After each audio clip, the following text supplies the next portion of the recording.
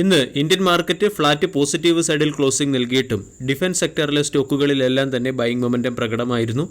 Astra Micro, Avantel തുടങ്ങിയ സ്റ്റോക്കുകൾ 1%, Bharat dynamics, Bharat electronics എന്നിവ 2%, Cochin shipyard 5%, data pattern 6%, Kaynes technology 5%, MTAR technology 4%, NIBE limited 5%, premier explosive 2.47% ഉയർന്നു.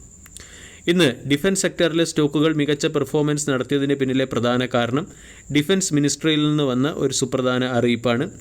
2022-23 financial ഇയറുമായി താരതമ്യപ്പെടുത്തുമ്പോൾ 2023-24 financial ഇയറിൽ ഇന്ത്യൻ ഡിഫൻസ് പ്രൊഡക്ഷൻ 16.8% വർദ്ധിച്ച് 1,26,887 കോടിയായി ഉയർന്നു എന്ന അപ്ഡേറ്റ്.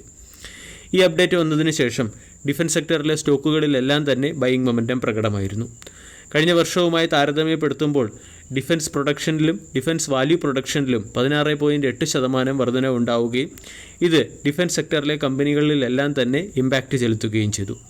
അതോടൊപ്പം തന്നെ 2024 ജൂൺ മാസത്തിൽ അദാനി ഡിഫൻസ് ആൻഡ് എയറോസ്പേസ് എന്ന കമ്പനി ഫ്രഞ്ച് ഡിഫൻസ് കമ്പനിയായ തെയിൽസുമായി ചേർന്ന് 70mm റോക്കറ്റ് നിർമ്മിക്കുന്നതിന്, അതായത് രുദ്ര, പ്രജൻഡ് തുടങ്ങിയ ഹെലികോപ്റ്ററുകൾക്ക് വേണ്ടി 70mm റോക്കറ്റ് നിർമ്മിക്കുന്നതിനും ധാരണയായിട്ടുണ്ട്.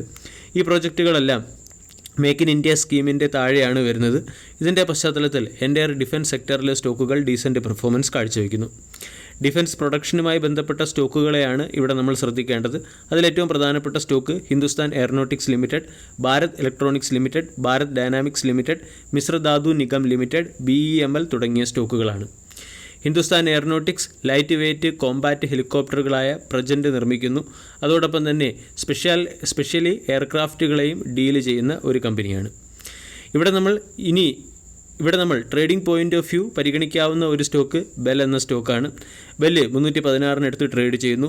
ബോട്ടം ലെവലിൽ നിന്നും സ്റ്റോക്കിൽ സ്ട്രോങ് റിക്കവറി വന്നതുകൊണ്ട് 320 മുകളിൽ സ്റ്റോക്ക് 320 എന്ന ലെവലിന് മുകളിൽ സസ്റ്റെയിൻ ചെയ്യുകയാണെങ്കിൽ ഉയർന്ന ബൈയിങ് മൊമെൻറ്റം പ്രതീക്ഷിക്കാം.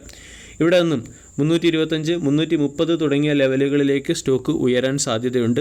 305 രൂപയുടെ സ്റ്റോപ്പ് ലോസ് ആണ് ബെൽ എന്ന സ്റ്റോക്കിൽ മെയിൻറ്റെയിൻ ചെയ്യേണ്ടത്. വീഡിയോ എല്ലാവർക്കും ഇഷ്ടമായി എന്ന് വിശ്വസിക്കുന്നു. താങ്ക്